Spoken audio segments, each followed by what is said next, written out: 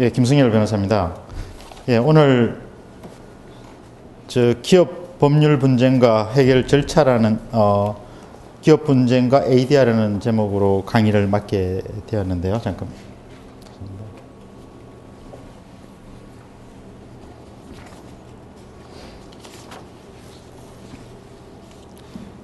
네, 기업 법률 분쟁과 ADR 중재 쪽에 대해서 설명을 드리겠습니다. 네, 지금 아시는 바와 마찬가지로 기업에서 많은 법률 분쟁이 발생이 됐을 때 여러 가지 민사적인 문제라든지 형사적인 문제라든지 공정거래 문제, 행정적인, 세무적인 기타 국제 간의 분쟁이 있을 수 있겠습니다만은 그 부분에 관련돼서 사실은 ADR 부분이 상당히 지금 이슈가 많이 되고 있을 거로 알고 계실 겁니다. 그래서 최근에 국회에서는 ADR 대체적 분쟁 절차법 자체도 발의가 된 상태로 알고 있습니다. 근데 왜 그러면 이게 ADR이 문제가 되느냐 하면은 현재 전통적으로 법률 분쟁 부분은 법원에서 독점적으로 지금 해왔던 부분인데 그것이 제대로 사법 시장의 수요를 제대로 충족시키지 못하는 측면이 많이 발생하게 되기 때문에 사실 ADR 문제가 많이 발생되고 있습니다. 그러면 과연 기업 법률 분쟁을 하고 있는 여기 회사에 계신 분들이 많이 계시겠습니다만은 과연 그러면 ADR이 어떤 의미를 가질 것이냐 하는 게 문제가 될 겁니다. 그러면 현재 전통적으로 문제가 발생이 되면 법원으로 가게 되는데 그렇지 않고 그 대체적인 분쟁 해결 수단 절차를 취하게 되는 그런 어떤 이익이 있겠느냐, 그럼 논의의 실익이 있겠느냐, 이런 부분이 가장 중요한 문제로 발생이 될 수가 있습니다. 그래서 먼저 일단 수요자적인 측면, 그러니까 기업 법무팀 입장의 측면하고 대리인 측면하고 여러 가지 차이가 있을 수 있겠습니다만 가장 큰 문제는 일단 비용 문제하고 시간상의 문제가 상당히 큽니다. 법원 부분에 있어서는 상당히 1심, 2심, 3심에서 절차의 적정성은 보장이 될 수 있지만 상당히 많은 시간이 소요가 되고 비용도 상당히 많이 발생이 될 수가 있고요.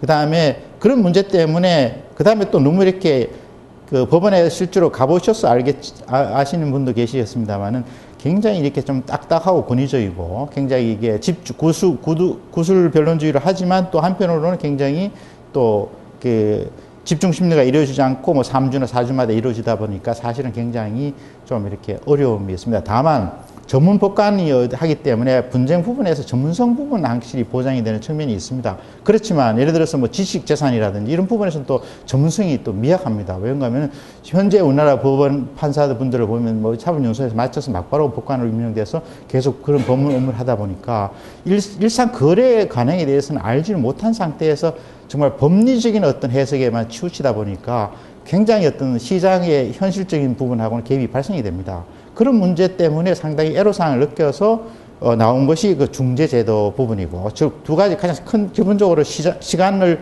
줄일 수 있고, 그 다음에 비용 부분도 줄일 수 있고, 그 다음에 시장 현실에 맞추어서 법률 시장이라는 분쟁 어떤 실체에 맞춰서 이루어질 수 있는 부분이 이루어지도록 하기 위해서 ADR이라는 제도가 지금 많이 논의가 되고 있고 되고 있습니다만은 여기와 관련돼서 그러면 ADR이라는 것이 과연 어떠한 제도고 왜 필요하냐 이런 부분하고 그 다음에 우리나라에서 ADR에서 가장 대표적인 것으로 볼 수 있는 것이 ADR은 기본적으로 조정 중재가 가장 대표적인 겁니다만은 그에 따라서 조정이라든지 중재 절차에서 우리나라 대표적인 중재 절차의 하나로 볼 수 있는 것이 대한상사중재원에서 중재 절차가 가장 대표적인 건데요.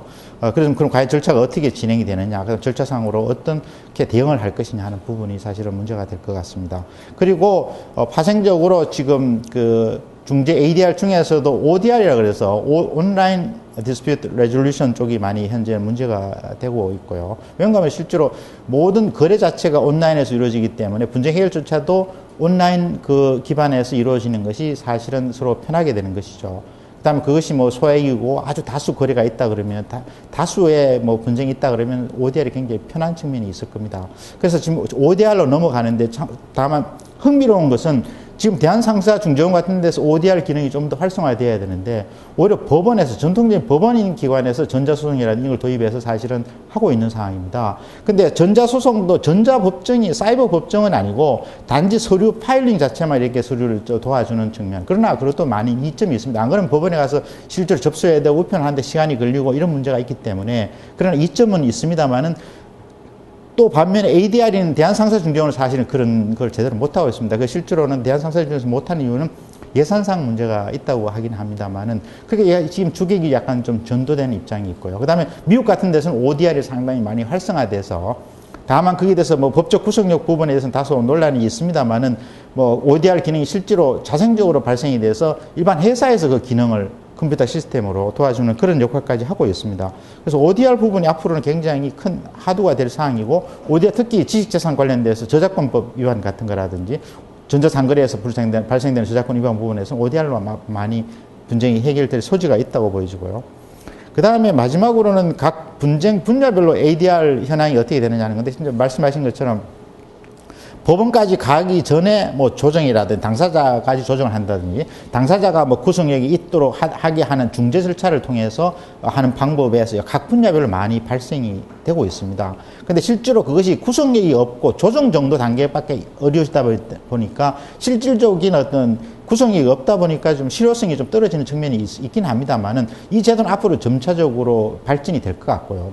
그러면 현재 회사 내에서 이 업무를 하시는 분이나 그 다음에 또 실제로 그 대리인 역할을 하는 쪽의 입장에서는 이 부분을 좀 더 관심 있게 바라봐서 이 부분에 대해서 좀 효과적으로 여러 가지 뭐 소송으로 갈 것이냐, 아니면 ADR 제도를 이용할 것이냐, 아니면 전략적으로 어떻게 대응하는 게 좋을 것이냐 하는 부분에 상당히 좀 상당히 검토를 해볼 필요가 있는 사안으로 생각되어집니다. 그래서 지금 오늘 상당히 한 6시간인데 상당히 생각보다 어떻게 보면은 오늘은 아주 심도 있는 그런 내용을 접하기는 좀 어려울 것 같고요. 기업 법률 분쟁과 관련돼서 어떤 ADR 제도가 있고 ADR의 어떤 절차라든지 뭐 관련된 법률의 규정이라든지 뭐 그런 기관이라든지 그 다음에 절차에서 어떻게 뭐 유의를 할 필요가 있다든지 그런 내용에 대해서 전체적으로 한번 가볍게 살펴보는 시간을 가질 필요가 있습니다.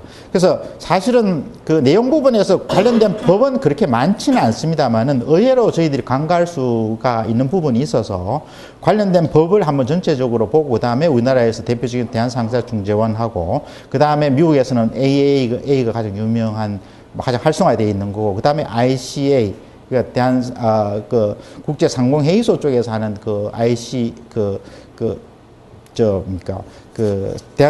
상공회의소 쪽에서 하는 그 중재 제도에 대해서도 한번 보는 방향으로 그렇게 진행을 하도록 하겠습니다. 그래서 제일 먼저 그 서류를 제일 먼저 보시면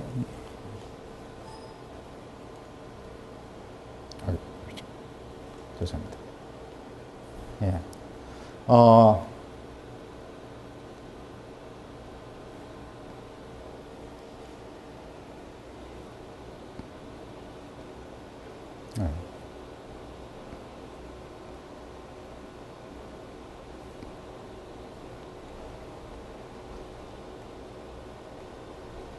네.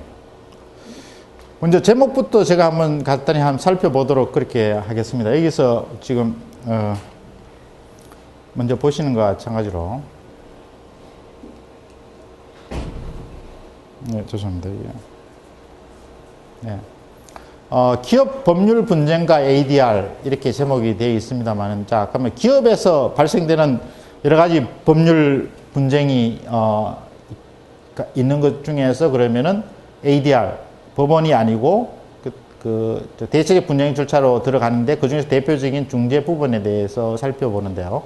ADR 관련돼서 먼저 보면은 기업 법률 분쟁이 되면 과연 어떤 절차로 해결이 될 것이냐. 그 다음에 중재라는 것은 그 중에서 조정과 중재 중에서 가장 대표적인 것이 ADR에서 중요한 중재 같은 것의 개념은 어떠냐. 각국의 중재 제도는 어떻게 되어 있고 각국의 중재 기관은 어떤 게 있느냐를 살펴보도록 하고요.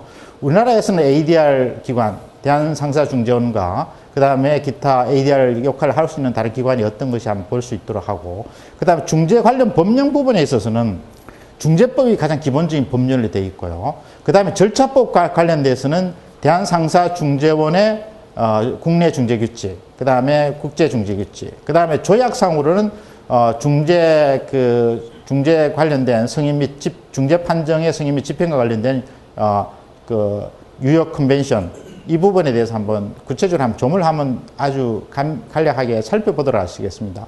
그리고 중재와 관련된 일반적인 법적 쟁점 부분에서는 중재를 지금 하다 보니까 법원하고 관할 문제가 사실은 발생이 됩니다. 그래서 특히 그 법원에서 지금 많이 문제가 실제로는 재판을 받을 수 있는 기본적 권리가 있는데 중재라는 것은 당사자의 서면 합의에서 재판 관할이 아니라 중재 관할로 바뀌게 되는데 그럼 어떤 경우에 어느 정도까지 인정이 될 것이냐. 예를 들어서 선택적으로 법원도 하고 중재도 선택을 했을 때 그럼 과연 그러면은 어떻게 될 것이냐. 근데 일반인이 중재를 신청을 했는데 선택적 중재관이 신청을 했는데 상대방이 나와서 뭐 문제를 제기하지 않았을 때는 상관이 없겠지만 거기서 만약에 중재가 나는 선택적 중재는 나는 중재를 원하지 않는다고 얘기를 했을 때 과연 그걸 법원으로 다시 돌아갈 수 있겠느냐 하는 부분에 대해서 한번 살펴볼 필요가 있습니다. 그리고 대한상사중재원의 중재 절차와 실무 관련돼서는 대한상사원의 중재 절차가 과연 어떻게 이루어지느냐 하는 걸 살펴볼 텐데요. 기본적으로 이 부분에서는 사실은 법률의 규정이 절차 규정이 상당히 좀 상세하게는 안 되어 있습니다. 상당히 미흡한 부분이 많이 있어서 기본적으로는 소송 절차에 거의 준하게 이루어진다고 보시면 될 것 같습니다. 그리고 실제로 중재인 부분이 통상적으로 3분으로 구성이 되어 있는데 그 법률 전문가가 한두 분이 관여하다 보니까 주로 법률 쪽, 그러니까 법원 절차에 마찬가지로 예를 들어서 중재 신청서, 그러니까 소장과 맡은 중재 신청서를 내게 되면 그에 따라서 중재 변론을 하듯이 마찬가지 심리를 하고 이렇게 진행이 될 수 있고요. 그 다음에 실제 구체적인 어떤 실무 예를 보면서 하나 관여되어 있던 신청서하고 그 다음에 피신청의 답변서, 그 다음에 최종적인 어떤 진행 과정, 그 다음에 중재 판정문을 통해서 한번 살펴보는 시간을 갖도록 하겠습니다. 그래서 사실은 이 부분이 어떻게 보면 가장 중요한 부분이라고 할 수 있을 것 같고요. 여기에서 이번 제가 추가적으로 좀 보완을 드렸던 것은 그러면 중재 절차에서는 과연 그러면 어떻게 절차상으로 어떤 식으로 어떤 부분에 유의를 할 필요가 있겠느냐. 예를 들어서 중재는 예를 들어서 법원은 이제 판사가 결정이 되어 있습니다만 중재인 같은 경우는 중재인을 누가 선임하느냐가 사실은 중요합니다. 그래서 통상적으로 중재 절차상으로 대한상사중재원의 중재 규정에 따라서 절차를 진행한다고 되어 있는데 사실은 그 부분이 조금 중요할 필요가 있습니다. 왜냐하면 통상적으로 당사자 합의를 하도록 되어 있습니다. 그 절차 부분은 중재의 선정 부분도. 그래서 각 당사자가 한 사람씩 각자 선임하고 그 두 사람이 별도의 의장 중재를 선임한다든지 그런 구체적인 합의 조항이 들어가게 되면 자기가 좀 이렇게 자기 입장을 아니면 저거 잘 이해할 수 있고 정확하게 이해할 수 있는 사람을 선임을 할 수 있다는 그런 이점을 가지게 됩니다. 그래서 조금 가장 중요한 것은 중재 관할 합의를 넣는 서면이 제일 중요합니다. 왜? 그래야지 법원에 안 가게 되니까. 그리고 중재 같으면 상당히 비용이 일단 저렴하고 굉장히 테이블에 앉아서 편안하게 일을 같이 이렇게 할 수 있고, 그 다음에 굉장히 절차가 유연합니다. 시간도 조정이 가능하고 이러다 보니까 굉장히 좀 이렇게 좀 소비자 친화적인 성격을 가지고 있습니다. 그래서 굉장히 그런 이점이 있고, 그 다음에 통상적으로도 기일도 한 2, 3회 정도 안에서 신속 처리가 원칙으로 되어 있습니다. 아주 급한 것은 한 번만에 처리하는 간이 신속 절차가 있어서 소액이고 특별히 원하면 한 번만에 처리할 수 있도록 대한상사중재는 그렇게 되어 있고, 그렇게 다른 쪽도 마찬가지입니다. 그게 왜냐하면 전통적인 어떤 법원에서 재판은 보다는 그런 이점을 가지게 되는 거죠. 그래서 그런 절차에서 그럼 과연 중재인을 어떻게 선임할 것이냐는 것도 사실은 중요합니다. 그 다음에 다만 이제 절차 진행에서 법원처럼 이렇게 강제적 부분에서는 좀 절차가 약하다 보니까 그걸 어떻게 보완할 것이냐, 어떻게 증거를 확보할 것이냐는 입증을 할 것이냐, 그런 부분이 상당히 중요하고, 또 전문법관은 사실은 감정에 좌우되지 않기 때문에 상당히 뭐랄까 법리에 엄격하게 구속되어서 판정을 하게 됩니다만은 지금 중재인 같은 경우는 법조인도 있겠습니다만 일반 전문가도 있기 때문에 좀 더 감정적인 판결을 내릴 가능성이 있습니다. 그래서 조금 더 감정에 호소할 소지가 있죠. 정책적인 부분이라든지 시장의 현재 상황이라든지. 그래서 주로 저희가 경험을 해보면, 제가 의장 중재도 해보고 이렇게 하는 과정에서 보면 좀 전문가들은, 시장의 특정 분야 전문가들은 좀 더 그쪽에서 호의적이고, 그리고 또 법원에서는 일도양단에 이쪽에서 성 아니면 이쪽에서 패가 되는 거죠. 왜냐하면 법리 해석에 따라서 이쪽은 권리가 있다 없다 이렇게 판정이 되어 있습니다만은, 중재라는 것은 중재 판정문에 대해서는 법리적인 판단 자체에 구속되는 것은 아닙니다. 그 합리적인 상식에 근거해서 하면 되고 그 어떤 판정을 내렸을 때 법원에서 거기에 대해서 심사를 할 수가 없습니다. 판정문이 잘못됐다 하더라도. 다만 잘못된 것에 대해서는 다시 한번 중재 절차상 규칙상 다시 한번 이런 뭐 정정을 해서 요청을 할 수는 있습니다. 일정한 그 규정에 보면 그렇게 돼 있지만 법원의 단계에 들어가서 중재 판정이 너무 잘못됐으니까 이것을 판정을 취소해달라고 하면 취소 사유가 될 수가 없습니다. 그렇기 때문에 그런 리스크가 있어서 사실은 좀 어떤 분들은 중재 판정을 중재 절차 가는 것에 대해서 조금 조심스러워하는 부분도 없잖아 있는 건 사실입니다. 그렇지만 그만큼 유연성을 가지게 되는 것이죠. 그래서 굉장히 중재에서는 신뢰성 관계가 중요하기 때문에 또 한편으로 참고로 이거는 뭐 그냥 과외로 말씀을 드리면 중재인은 거의 나이가 60에서 70, 80까지 됩니다. 그래서 어떻게 보면 사실은 어떤 자기 직업으로 봐서는 중재인도 굉장히 좋은 직업이라고 할 수가 있을 정도가 됩니다. 그리고 ICC 중재 같은 경우는 한번 중재를 하게 되면은 중재인 수당이 뭐 10만 불에서 한 20만 불 가까이 됩니다. 그래서 보니까 굉장히 그 다음에 굉장히 뭐 대우도 상당한 대우를 받고 하기 때문에 굉장히 또 의미가 있죠. 이건 실제로 판사하고는 좀 차원이 다른 겁니다. 왜냐하면 지방법원 판사 부분은 자기가 판단하는 걸 2심에서 다시 또 판단을 하게 되고 또 대법원 가서 판단을 하다 보니까 어떻게 보면 기회가 많고 그러니까 어떻게 보면 또 그 부담이 적은 거고 신뢰성 부분이 좀 적습니다만 중재는 한번 판단을 내리면 누가 그에 대해서 할 수가 없습니다. 법리적으로 이건 잘못된 것이다 얘기가 할 수가 없는 사항입니다. 그 메리트에 대해서 그 내용에 대해서는 법원에서 판단을 할 수 없다 보니까 그런 리스크를 어떻게 안으려 하는 건 문제이기 때문에 사실은 중재기관의 어떤 신뢰성이라든지 이런 건 사실은 중요하다고 할 수가 있게 됩니다. 그래서 실제로 또 ODR 부분에 대해서 이것은 하나의 사업적 미국에서는 사실은 개인이라 그러긴 합니다만은 그 일반 사기업에서 이 기능을 많이 하고 있습니다. 무슨 말인가 하면 분쟁이 생기면은 이제 전자적으로 접수를 해가지고 자체적으로 도와주고 또 아니면 중재인이나 이렇게 조정인을 선정해서 온라인으로 이렇게 해서 어떤 판정을 내려주고 그 다음에 어떤 스스로 구속이 되게 하면은 그 구속이 하는 절차를 거치도록 하기 때문에 온라인 부분은 앞으로 상당히 중요한 중요한 부분이라고 생각을 할 수가 있습니다. 그래서 이 부분에 대해서 한번 현황을 보고 우리나라에서 ODR이 어떻게 이루어지느냐. 그래서 ODR 기능이라는 것은 그 온라인 기능을 말씀을 드리는 건데 예를 들어서 지금 우리나라에서 법원에서 하고 있는 전자소송도 하나의 ODR의 일부 기능을 한 것이죠. 그런데 이것이 ODR이 아주 활발하게 되면 이것이 사이버 법정까지 될 수가 있는 것이죠. 모든 것이 그 공간에서 이루어질 수 있고 그 다음에 그러나 이제 그게 기계 장치의 안전 문제라든지, 그 다음에 신뢰성 문제 때문에 사실은 한계가 있습니다만은 금액이 적은 소액 사건이라든지 아니면 전자상거래에서 많이 발생되는 분쟁의 부분에서는 이 부분이 충분히 앞으로 발전의 소지가 굉장히 많고 여기에 대한 논란이 많이 있고 지금 현재 많은 활발한 움직임이 있는 것은 사실입니다. 그리고 여기에서 지금 보시는 것처럼 현재 우리나라에서 ADR 현황이 어떻게 되느냐. 다만 여기에서 문제점은 뭐냐 하면 기본적으로 구성력이 좀 미흡한 점이 좀 있습니다만은 이 절차에서 환경분쟁조정위원회가 있고 지금 스포츠 같은 경우도 마찬가지고 의료분쟁조정위원회, 건설분쟁, 공정거래에서는 여기서 동의명령이라고 되어 있는데 예를 들어서 전번에 네이버에서 문제가 됐습니다만은 공정거래에서 문제가 문제가 되었을 때 스스로 자기 스스로 어떤 피해자 구제라든지 이런 절차에 자기가 어떤 안을 제시하게 되면은 공정위원회에서 거기에 대해서 성의를 해주게 되면 그에 따라서 공정거래인에서 의견을 내리는 것처럼 효력을 가지게 됩니다. 그래서 이 부분은 굉장히 현재 많은 논란이 되고 있는 부분입니다. 그래서 이것은 결국은 예를 들어 전번에 네이버 제도로 지금 진행상 좀 어려움이 있는 것 같습니다만 1,000억 정도를 저희들이 내서 피해자들 구제를 해주고 그 다음에 그 자금으로 해서 여러 가지 앞으로 재발 방지를 위해서 노력을 하겠다고 한다 그러면 실질적으로는 어떤 법원의 판결보다는 사실은 이것이 굉장히 효과적인 부분이라고 할 수가 있습니다.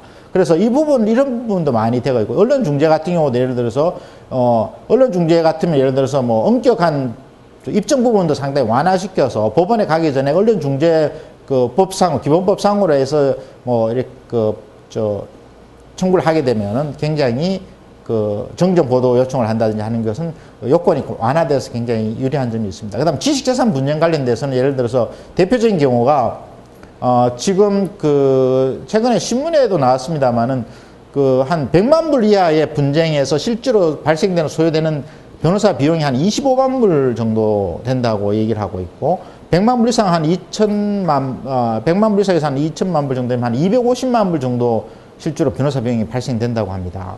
그래서 그 다음에 그걸 이제 1심에 있고 2심에 있고 또 3심까지 가게 되면 굉장히 어려움이 발생이 될 수가 있고, 그 다음에 재판부, 미국도 마찬가지입니다만은 그 법원 판사 부분이 아무 기술적 부분에서 좀 약합니다. 다만 다른 사람 도움을 받을 수는 있긴 하겠지만, 그래서 지식자산 이런 부분에서는 사실은 그 IP 쪽에서 IP 관련돼서는 좀 더 ADR이라든지 전문가로 구성된 중재를 하는 것이 좀 이점이 있다고 볼 수 있고요. 실제로 통계하면 한 2% 정도가 그 법원으로 소송으로 넘어간다고 하고 있습니다. 근데 소송을 들어가서 그 합의를 하는 게 좋고, 왜냐하면 지금 발전이 하고 하니까 시간이 너무 많이 걸리고 비용이 많이 발생되니까 그런 문제가 있습니다. 그리고 지금 법원에서 사실 민사조정 부분을 많이 하고 있습니다만은 이 부분이 역시 여기가 활성화되면 좋겠죠. 그 다음에 지금 현재 법원에서는 조정으로 들어갔다가 안 되면 다시 또 그 소송 절차로 넘어가게 됩니다. 근데 그 부분에서 법원에서 관여를 하다 보니까 여전히 권위적이고 좀 이렇게 좀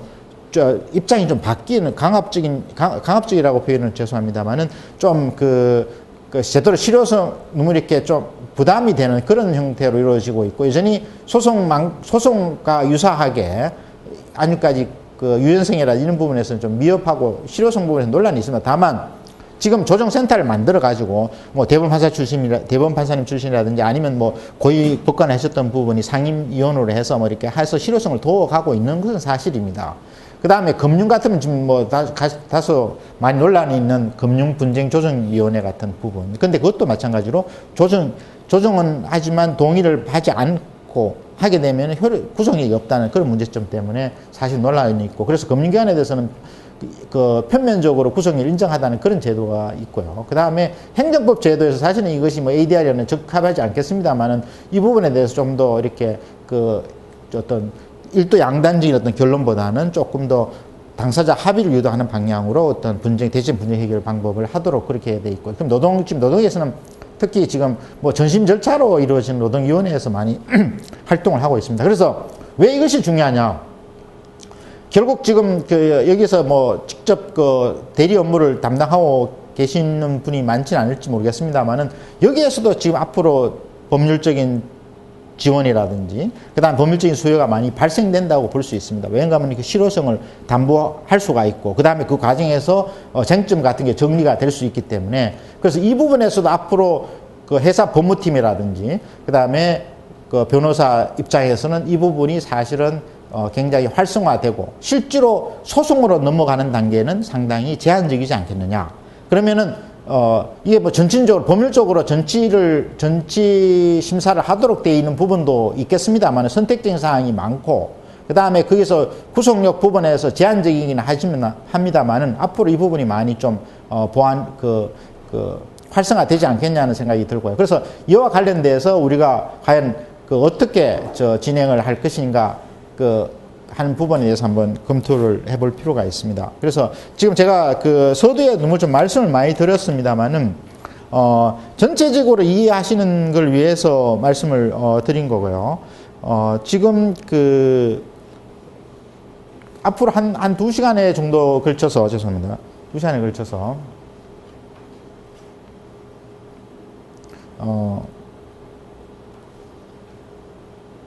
지금 ADR 개관 부분에 대해서 좀 설명을 하고, 그 다음에 나머지 2시간 정도 걸쳐서 이 부분에 대해서, 절차 부분에 대해서 하고, 그 다음에 ODR, 그 다음에 나머지 부분에서 간단하게 개괄적으로 살펴보는 식으로 그렇게 하겠습니다.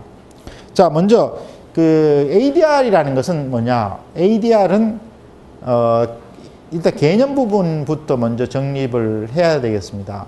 그래서 개념 부분이 뭐냐? 그러니까 소송, 전통적인 법원이 아닌 대체적 분쟁 해결 절차, Alternative Dispute Resolution 해가지고 그 절차를 거치는 부분을 ADR이라고 하는데, 그건 대표적인 것이 뭐 조정도 있고 중재도 있는데, 지금 중재가 가장 대표적인 경우고, 그 다음에 각국의 중재 제도는 어떤 것이 있고, 그 다음에 중재 기관 부분은 어떤 게 있는지를 간략하게 보입시다. 그 다음에 우리나라 국내 ADR 기관이 어디 있냐, 그 다음에 중재관계 법령, 그 다음에 아까 지금 말씀드린 뉴욕 컨벤션, 그 다음에 중재와 관련된 일반적인 법적 쟁점 부분을 한번 살펴보도록 하겠습니다. 먼저 여기서 보시는 것처럼 법률 분쟁이 발생이 되면 제일 먼저 뭐 법적 쟁점을 해산해서 파악을 해야 되겠죠. 그래서 사실은 지금 노스쿨도 많이 나오고 있어서 앞으로는 여기서 법무팀 기능이 상당히 중요합니다. 그래서 법률팀이 초기 쟁점을 잘 파악하는 것이 중요하기 때문에 다른 사업부서에서 넘어왔을 때 법무팀에서 법률적인 쟁점을, 기초적인 쟁점을 파악을 하고 그 다음에 기본적인 고문 계약을 갖고 있는 외부의 전문 변호사하고 협의해서 그 부분을 쟁점을 정리할 필요가 있죠. 그 다음에 가장 중요한 것은 저희가 뭐 채권자적 요소 같으면은 기본적으로 보존 조치, 그 다음에 필요할 부분이고요. 그 다음에 그 보존 조치를 함에 있어서 재산 조서가 선행이 돼야 될 겁니다. 그 다음에 기초적으로 보존 조치에 따라 실제로 집행을 할 수 있는 채무 명의를 어떻게 득할 것이냐 하는 부분이 문제가 되는데, 지금 채무 명의를 득하는 것이 법원에서 득할 것이냐, 아니면은 또 중재에서 중재 판정에 득할 것이냐 하는데, 아까 전에 말씀드린 것처럼 중재 판정에서 득하게 되면 상당히 시간상으로나 비용적으로 굉장히 이점을 가지게 됩니다. 그래서 그 다음에 사정적으로 채무 명의를 어떻게 득할 것이냐 하는 부분이 아시는 분과 마찬가지로 재소전 화해 절차도 있을 수 있고 어음을 공정을 받는다든지 뭐 그런 절차가 있을 수 있습니다. 그래도 그다음 강제 집행 절차, 그 다음에 재산 인대금 강제 집행을 어떻게 할 것이냐, 이 단계에서 어느 정도 이루어져야 됩니다. 지금 국내 분쟁뿐만 아니라 국외 분쟁이 다 있고 아니면 국제적인 부분에서 그러면 예를 들어서 뭐 그 사람 채무자 가지고 있는 재산이 어디에 있느냐에 따라서 그 나라의 재산을 집행할 수가 있어야 되니까, 예를 들어서 가장 문제점이 되는 것이 이렇습니다. 국내에서 법원에 판결을 받았는데 예를 들어서 뭐 미국의 뉴욕주 아니면 캘리포니아의 재산을 어떻게 집행할 것이냐가 사실은 문제가 되는데, 미국 같은 데는 법원에 여기서 두 가지 실제로 문제가 있습니다. 법원의 판결은 우리나라 법원의 판결을 캘리포니아에서 집행을 하려면 집행 및 승인 및 집행의 판결 신청을 해야 됩니다. 그럼 다시 거기서 법원에서 판단을 하게 됩니다. 확정된 판결에 대해서 그 절차를 하게 되는데, 거기에서는 똑같이 상호주의가 적용이 됩니다. 그러니까 미국 판결이 우리나라에서 집행이 되느냐 보고 우리나라 집행이 된다면 그쪽도 오케이 이렇게 되는 거죠. 그래서 미국 같은 데는 지금 현재 문제가 없습니다. 그러나 예를 들어서 뭐 인도네시아 아니면 아니면 아프리카의 어디 특정 나라, 잘 모르는 나라 같으면 그에 대해서는 보장이 없습니다. 그렇기 때문에 상호주의 때문에 그런 문제가 있죠. 근데 그거는 예를 들어서 판례가 형성이 안 돼 있고 우리나라에서 해준다는 게 없으니까 그쪽에서도 뭐 서로 왜냐하면 국가 간에 주권이 있기 때문에 그 입증을 하라고 하는데 사실 판례가 없기 때문에 입증할 수가 없습니다. 그래서 상당히 실질적으로 어려움이 발생이 됩니다. 그러나 중재는 아까 전에 말씀 뉴욕 컨벤션에서는 회원국 사이에서는 서로 집행이 보장이 되도록 되어 있습니다. 그래서 회원국이냐 아니냐를 판단해보고 그쪽에서 어떤 레저베이션을 유보조항이 있느냐를 보고 유보조항이 특별한 문제가 있다면 집행이 가능하다고 볼 수가 있습니다. 그래서 국제 간의 분쟁에서는 중재가 굉장히 이점을 가지게 됩니다. 그래서 이 부분에서 보존조치, 재산을 파악을 하고 그 다음에 그에 따라서 가처분이나 가압류 보존 조치를 취하고 그다음에 실질적인 집행력 있는 채무 명의를 득하고 그다음 실제로 집행을 하는 그 절차 과정에서 과연 어떤 것을 중요할 것이냐는 것을 생각해야 되죠. 제일 중요한 것은 뭐 어떻게 보면 협상을 해서 잘 할 수 있으면 제일 좋겠죠. 그러나 뭐 제일 바람직합니다. 이게 제일 바람직. 그다음에 거기에 대해서 어떤 뭐 문서적으로 하의를 하면서는 제일 좋은 거죠. 그러나 하의를 했을 때 또 역시 집행력이 없기 때문에 여전히 또 계약을 또 위반하게 되면 또 그에 따라서 문제가 발생이 될 수가 있습니다. 그래서 그러면 또 시간만 지체가 되고 어떻게 보면 어떻게 주도당에서 어떤 문제가 발생될 수 있으니까 그다음에 조정 쪽으로 할 수가 있겠죠. 조정이라는 것은 좀 더 중재보다는 좀 편한 제도죠. 뒤에서 설명을 하겠습니다만 조정 부분에서 조정하고 중재하고는 무슨 차이겠냐. 조정은 어떤 똑같이 제3자를 선임하는 건 똑같습니다만 조정 결정에 대해서 뭐 다시 선택권을 가지는 거죠. 조정에 구속되느냐 안 되느냐 결정하는 것이니까 여기서 한번 더 단계가 되다 보니까 여기에서는 어떤 문제가 있냐. 시간을 지체한다는 문제가 발생됐습니다. 입법적으로 해서 조정하고 중재가 됐을 때 제일 문제는 채무자가 의도적으로 소멸시효에 빠지려고 할 소멸시효를 피하기 위해서 하는 그런 전략적으로 할 수가 있습니다. 그래서 아차 하는 순간에 문제가 시효가 벌써 도가 될 수가 있습니다. 그래서 법리적으로는 이 부분에서 이걸 했을 때 시효 중단의 효과가 발생시도록 하면은 조정하고 중재가 좀 더 활성화되지 않겠느냐 해서 이 부분에서 현재 많이 입법화가 논의가 되고 있습니다. 그래서 조정하고 중재함에 있어서는 중재는 어차피 큰 문제가 없겠습니다만 조정 쪽에서는 시효 중단이 될 수 있느냐 하는 부분에 대해서 그다음에 문제를 잘 고려해서 단기간에 하고 만약에 안 되면 막바로 절차를 진행을 해야 됩니다. 그래서 이제 법적 분쟁 해결 절차로 들어갔을 때 아까 말씀드린 것처럼 채권 보존, 가압류 가처분, 그 다음에 그 전에 재산 조사 부분이 있고, 채무명의, 법원에 갈 것이냐, 중재 갈 것이냐, 그걸 어떻게 결정할 것이냐, 장단점 부분을 한번 검토를 해야 됩니다. 그 다음 강제 집행 절차를 들어가는데, 예를 들어서 집행될까, 아까 말씀드렸듯이, 뭐, 중재 판정문 같으면 다시 법원에서 집행 판결을 받아야 됩니다. 외국에 가더라도 승인 및 집행 절차를 거쳐야 되니까. 그건 똑같이, 그 절차는 또 안 되면 1심, 2심, 3심이니까 어떻게 보면 중재가 어떤 그런 문제가 있습니다. 다투게 되면 다시 1심, 2심, 3심을 거쳐야 되는 그런 절차의 번거로움이 있어서 그 부분에 대해서는 좀 유의할 필요가 있습니다. 다만 절차가 좀 쟁점이 없으면 빨리 진행은 되겠습니다만은 그런 부분에 대해서 고려를 해야 되고, 그 다음에 재산 명시 신청을 하는데 파산 신청을 통해서 절차를 진행을 하게 되겠죠. 그래서 간단하게 살펴봤습니다만 좀 내용이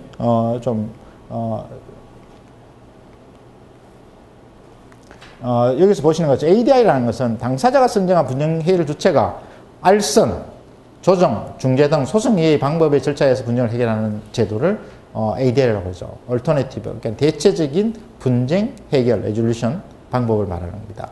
그래서 뭐 여러분이 아시겠습니다만은 다시 보면 하해라는 것은 당사자가 자발적으로 분쟁을 해결하는 방법이 하해가 되겠죠. 근데 이것은 하해라는 것은 법정 하해, 그러니까 법률상 하해 판결, 하해 중재 판정이 있습니다. 그거는 중재 판결과 동일합니다만 하해라는 건 사적으로 하는 거에도 계약서로 한 거기 때문에 여기에서는 똑같이 계약 위반 문제가 또 발생될 수 있습니다. 그 다음 알선, 분쟁 해결 또는 계약을 성립하여 제3자가 개입하여 유도하는 것. 이것이 이 부분에서는 좀 알선해서 뭐 하는데 제3자 개입해서 이렇게 잘 해결되도록 도모해 주는 거니까 이분에서 그만큼 실효성이 있는지는 다소 논란이 있습니다. 그 다음에 그나마 더 ADR에서 가장 중요한 경우는 조정하고 중재인데 똑같은 제3자를 조정인으로 선언하는데 당사자가 합의해서 해결되는 것이 조정이고 3자에서 그 분쟁에서 그 판정문의 중재문의 결정에 의해서 막바로 구속이 되는 형태가 중재가 되는 것이죠. 그래서 이 부분에서는 당연히 구속력이 있고 해서 중재가 ADR 중에서는 가장 중요한 기능을 하게 될 것입니다. 그래서 기본적으로 가면 ADR가 어떻게 되느냐. 협상이나 알선을 하게 되고 조정이나 중재를 하게 되고 그다음에 옴부즈만에서 여기서 뭐 옴부즈만이 좀 약간 그 전체적인 민원 처리 부분을 분쟁을 조정하는 조정자 역할을 하는 거고요. 그 최종적으로는 소송이 되겠죠. 법원에 들어가기 전에 법원에서 소송 들어가기 전에 법원 내에서 조정 조차를 하게 됩니다. 그다음 민의 재판 이건 뭐 예를 들어서 뭐 직업명예라든지 이렇게 형태가 되고요. 조정 형태를 거치게 되고 그 중재를 하게 되면 중재에 따라서 뭐 해결이 되고 법원에서 하고 있는 것은 뭐 법원에서 구속력이 있으면 주로 조정이 많이 되고 있고 소송은 들어가게 되면 다시 1심, 2심, 3심 한 그런 절차를 거치게 됩니다. 그다음은 과연 그러면 한번 보시면 같이 보시면 과연 그러면 화해 조정 소송 같은 어떤 뭐 개념이 차이가 있고 가겠냐 하는 것은 뭐 잘 아시는 것처럼 그 제3자에 의한 그 소송은 맞습니다만은 기본적으로 소송하고 요게 구분이 돼서 여기는 소송은 지금 기본적으로 분쟁 해결 절차가 전통적인 어떤 분쟁 해결 절차가 되는 것이고 여기서 여기까지는 지금 그 대체적인 분쟁 해결 절차가 되는 것이죠. 근데 여기서 아시는 것처럼 다 여기까지는 전부 다 자발적이고 합의가 이루어져서 이루어지는 것이고요. 다만 결정 부분에서는 막바로 여기에서는 합의에 따라서 막바로 그 구속력을 가지게 되는 것이고 조정은 구속력이 아니고 합의에서 구속력을 스스로 인정하게 되는 그런 형태를 취하게 되는 것입니다. 그래서 여기서 또 뭐 절차 부분에서는 여기서는 여기는 좀 엄격하고 여기는 좀 더 유연성을 가지게 되는 이점을 가지게 되는 거, 좀 더 자유롭게 의사표명을 할 수가 있게 되고 또 여기에서는 중재 판정문 자체가 법률적인 뭐 꼭 법률에 구속될 필요는 없는 거죠. 중재인이 해서 자기가 합리적으로 판단하면 그것이 법률에 근거가 없다 하더라도 그 판단을 할 수 있기 때문에 그런 이점이 있게 됩니다. 그 다음에 집행 문제에서는 아까 말씀드렸듯이 집행이 가능하고 그다음에 판결의 국제 집행은 불가는 아니고요. 그러니까 상호주의에 의해서 하면 집행이 가능한데 그런 부분에서는 서로 확신이 있어야 된다는 것이죠. 그래서 약간 불확실성은 남아 있는 겁니다. 그래서 이런 거 국제 집행에서 봤을 때는 중재가 유리한 점이 있습니다. 그래서 여기서 보시는 것과 마찬가지로 그만큼 중재가 유리한 점이 있습니다. 다만 중재는 한 번만에 끝나고요. 2심제도 있습니다. 복심제도 있습니다. 한 번에 끝나면 혹시 잘못되면 그래서 그걸 정정할 수 있는 부분이 상당히 제한적입니다. 그래서 그 부분에 대해서 주의해야 되고 그 다음에 그만큼 신뢰성이 있는 중재기관을 선택할 수밖에 없습니다. 그래서 중재인의 역할은 굉장히 중요합니다. 왜냐하면 일반 법원의 판사분은 뭐 1심에서 잘못돼서 2심에서 수정이 가능합니다만은 중재는 그렇게 안 되기 때문에 굉장히 그 부분에 좀 신경을 쓸 수밖에 없습니다. 그래서 그런 점을 제외하고는 굉장히 중재가 이점을 많이 가지게 되는 거죠. 그러니까 중립성이라든지, 왜냐면 이 중립성은 이런 것입니다. 예를 들어서 뭐 국제 간의 분쟁에서 어느 국가에 급여를 받건, 국가로부터 급여를 받건 법관이 하는 거하고 다를 수 있죠. 그래서 이런 거는 분명히 있습니다. 예를 들어서 미국에서 뭐 소송이 붙었다, 분쟁이 발생됐다 하면은 아무래도 법원에서 하는 것은 부담이 될 수 있습니다. 근데 중재를 하게 되면 우리가 한 사람을 선택을 하고 또 그쪽에서 한 사람을 선임하고 또 두 사람이 합의해서 의장중재를 선임하게 된다면 좀 더 우리의 입장을 이해할 수 있고 좀 더 이렇게 중립성을 가진다고 볼 수가 있는 것이죠. 다만 선임하는 과정에서 그 사람이 우리 쪽이나 상대방 쪽에서 이해관계가 있다 그러면 그건 문제가 될 수 있습니다. 근데 뭐 그러면 그런 경우에서는 뭐 이의를 제기해서 그 사람이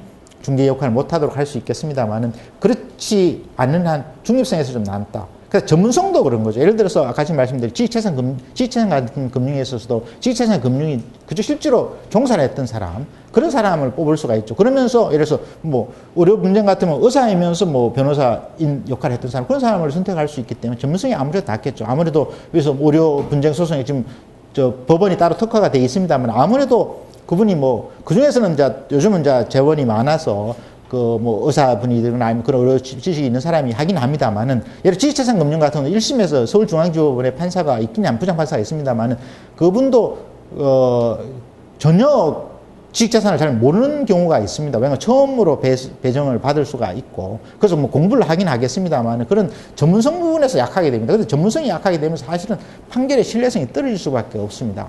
그 다음에 유연성 부분은 아까 전에 말씀드린 것처럼 여러분이 그 대한상설중재원에 가보셨는지 모르겠지만 굉장히 좀 이렇게 뭐 좀 편안한 구조로 되어 있습니다. 원탁 테이블에다가 앉아서 이렇게 편안한 구조로 뭐 이게 법정처럼 이렇게 나눠져 있고 뭐 여러 사람이 많은 소송이 많이 하는 게 아니고 그 당의 소송만 이렇게 하다 보니 굉장히 좀 유연하고 좀 쾌적한 상태에서 할 수 있는 그런 이점이 있는 것 같고요. 그 다음에 기본적으로 중재는 비밀성을 보장을 하고 있습니다. 그래서 따로 우리나라 법원의 판결문도 지금 공개를 하고 있긴 합니다만 제한적으로 하고 있고요. 그 다음에 특히 중재 부분에서 비밀성이 더 왜냐하면 당사 사이에 그 분쟁에서 어떤 결과 부분에서 기본적으로 비밀성이 보장이 됩니다.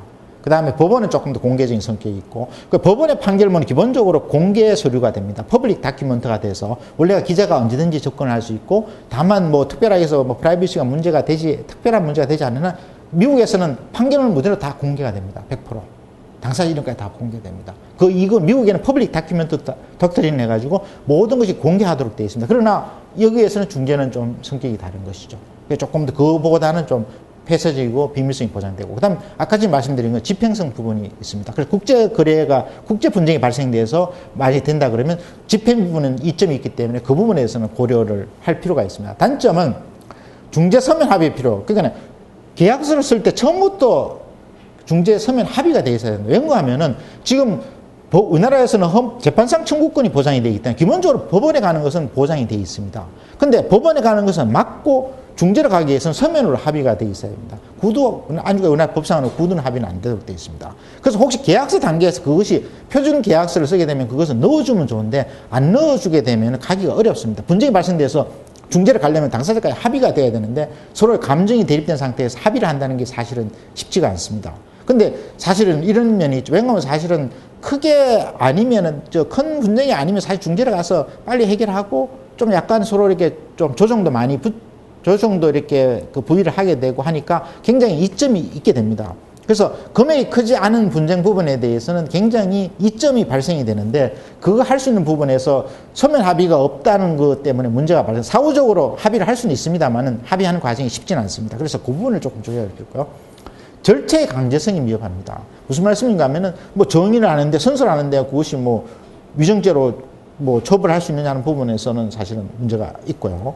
또한 예를 들어서 뭐 문서 제출 명령이라든지 사실조회라든지 이런 부분에서 여러 가지 그 그런 부분에서 강제성이 위협하게 됩니다. 그 다음에 또 예를 들어서 보존 처분 같은 것도 지금 이제 임시적 처분을 하도록은 돼 있습니다만은 급격하게 가처분하는데 가압류할 때 그런 부분에서도 지금 이제 이 법이 지금 현재 보완을 하고 있습니다만은 그런 부분에서 절차적인 미흡이 벌써 과연 입증에서 문제가 될 수가 있습니다. 그래서 입증에서 크게 문제가 있다 그러면 차라리 법원에서 하는 것도 하나의 방법은 될 수가 있습니다.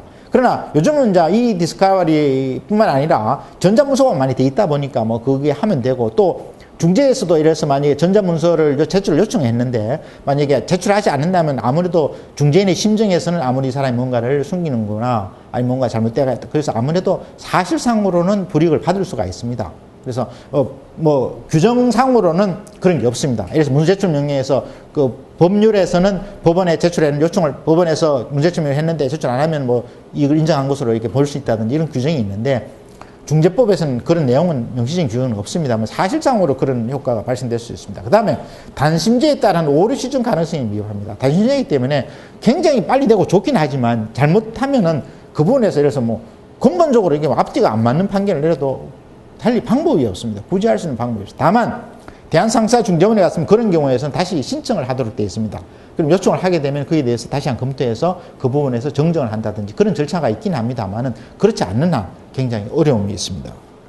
그 다음에 각국의 중재기관 중에서는 미국에서는 제일 뭐 일본도 있고 많이 있습니다만 미국의 AAA 그러니까 American Arbitration Association을 해가지고 미국 AA가 제일 유명하고요. 많이 상당히 활성화되어 있다고 알고 있습니다. 그 다음에 ICC, International Chamber of Commerce 해가지고 여기 국제상공회의소 이것이 상당히 전 세계적으로 가장 권위가 있습니다. 다만 여기서 ICC 중재가 제일 사실은 좋습니다. 아까 전에 말씀드린 것처럼 중재인이 여기서 하게 되면 상당히 중재인 보수도 좋고 그만큼 또 우수한 사람을 신뢰할 수 있는 사람을 중재인으로 선임을 하게 되니까요. 그런 이점이 있습니다만은 다만 비용이 비싼 그런 단점이 있습니다.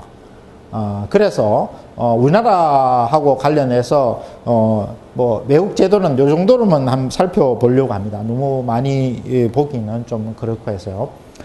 미국의 중재협회는 1920년 창설해 미국 세계 최대 비영리 ADR 기관이고요. 여기서 중재 조정 부분에 있어서 상당한 그 전문가를 이렇게 선정하도록 그렇게 되어 있습니다. 이렇게 그 다음에 조정에 관련된 사항입니다만은 그 다음에 온라인으로도 할 수 있도록 되어 있고요. 그 다음에 조정하는 비공개되고 합의가 함되고 조정인 수당도 뭐 그렇게 많지는 않습니다. 그래서 여기서 보니까 온라인 조정 같으면은 1만 달의 소액 분쟁시 48시간 조정인이 선정되고 조정 회의 시간당 50불의 조정 비용이 되니까 굉장히 이점이 있는 것이죠. 그래서 AA로 하는 것도 방법이에요. 근데 사실은 이제 우리나라하고 미국 다른 외국 기업하고 분쟁을 하게 되면은 우리나라 오는 게 제일 좋습니다. 근데 뭐 우리나라 안 올 수가 있겠죠. 우리나라에서 뭐 이래서 대한상사중재원에서 하자고 하면은 그쪽에서는 자기가 불편하니까 안 하려고 합니다. 그래서 저희들은 제일 권하는 것은 만약 그 협상력이 있다면 대한상사중재원에서 하는 것으로 하자는 것이 가장 좋은 안이고요.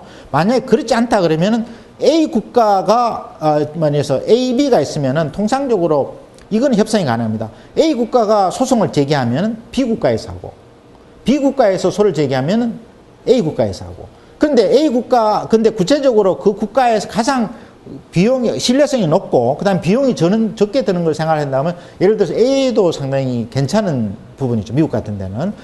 그래서 그다음에 이제 다른 나라에서도 근데 그것을 만약에 협상을 못해서 중재를 하지 않게 되면 법원으로 가게 되는데 그럼 아시다시피 굉장한 시간도 오래 걸리고 굉장한 비용이 많이 발생될 수가 있습니다. 그래서 제 그 생각으로는 반드시 중재에 관한 ADR 관한 규정은 반드시 필요합니다. 그래서 그런 부분에서 미리 그 다음에 아주 정말 여기서 신뢰성이 중요하다. 정말 제대로 된 기능을 해서 중재 판정을 받겠다 한다 하면 ICC가 좋습니다. ICC가. 다만 그것이 비용이 비쌉니다. 그래서 그 부분은 있지만 가장 현재 지금 그 중재기관 중에서는 가장 권위가 있다고 볼 수 있고요. 그래서 ICC 부분에서는 상당한 그 신뢰성이 높다고 볼 수 있습니다. 그래서 우리나라도 앞으로 지금 현재 정책적으로 중재 지역에 뭐 허브 지역으로 만들어서 하겠다고 하는데 그분이 상당히 그 앞으로 그 굉장히 특히 저희는 ODR, 그러니까 IT 쪽이 많이 발달됐으니까 ODR을 활성화시켜서 하는 것은 굉장히 바람직하다고 생각을 하고 있습니다. 그 다음에 여기 ICC 중재는 보시는 거 마찬가지로 이 3년에서 가장 국제적이고 선도적인 중재기관인데 자체적인 룰이 있습니다. 그 다음에 이제 신청액에 따라서 뭐 비용을 내라고 또 우리나라 인지대처럼 내도록 되어 있습니다. 그 미국 같은 데는 법원에서는 인지대 그 청구금에 따라서 인지대가 없어서 오히려 더 많이 지금 그 소송이 막 금액이 큰 게 많습니다만 어쨌거나 검증채권에서 그 액수를 적어요. 채권인 건 검증을 한 사람 같이 추정액을 특정해서 그에 따라서 비용을 산정하도록 되어 있고 그 다음에 긴급 중재인에서 급박하게 뭐 가처분을 해야 되는 상황이 발생되면 긴급 중재인을 선임을 해가지고 그 다음에 그에 따라서 지금 같은 가압류 가처분 같은 그런 제도를 할 수 있도록 그런 제도가 있는데 우리나라에서는 이 부분이 없어서 현재 지금 입법안이 지금 개정안이 지금 논의가 되고 있어서 이 부분을 도입하려고 하고 있습니다. 근데 아시다시피 비용이 적은 건 아니죠. 그래서 이 부분은 사실은 조금 쉬운 문제가 아닙니다. 그래서 ICC는 일단 비용은 많이 드는데 가장 그 권위 있는 제도라고 보시면 될 것 같고요. 그 다음에 비공개가 되어 있고 그 다음 중재 그 다음에 상당히 그동안의 역사가 오래되고 해서 상당히 권위가 있습니다. 그 다음 관리 비용은 아시다시피 뭐 이렇게 남은 내부 규정이 돼 있어서 금액이 이렇게 관리 비용이 따로 있고 그 다음에 중재인 보수가 따로 있습니다. 중재인 보수는 보시는 것처럼 상당히 그 퍼센티지가 커서 비교적 금액이 상당히 높습니다. 그 다음에 우리나라의 대표적인 ADR 기관이라는 것은 대한상세아중재원인데요. 대한상세아중재원 부분이 사실은 뭐 그 우리나라에서 많이 활성화되고 있고, 다만 그 분쟁 건수가 생각보다 많지는 않습니다.